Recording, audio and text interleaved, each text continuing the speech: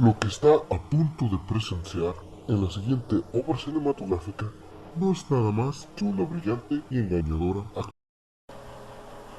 Cualquier parecido con la realidad que se vive en todos los matrimonios con más de 15 años de estar regocijados en agridulce felicidad es mera coincidencia.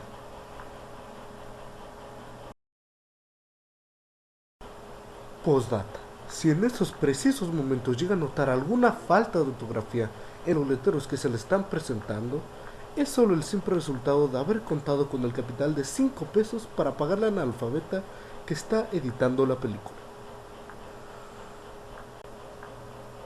Pinches tacaños. Bájate a otro cuarto. No, pero nos separamos. No, yo no te quiero en este cuarto. No, yo no quiero que estés en una porque a huevo me quedo pues en mi cuarto.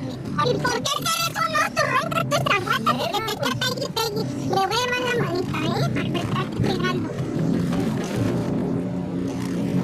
Ay, por eso está mi muerto, debe ya privado. Ay, qué bien.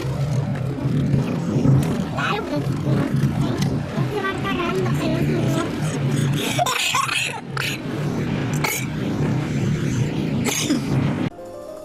14 insoportables segundos de tranquilidad después. ¿Crees que con esta la oreja va a poder dormir?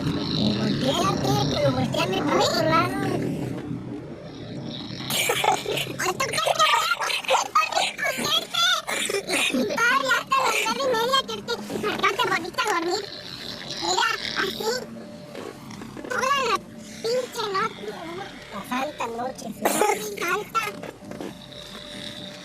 ¡Ay! Es una cosa que te taladra en el cerebro, este ronquido borboreo. Estaba enfermo. Enfermo de nada, toda la vida pues que estaba enfermo.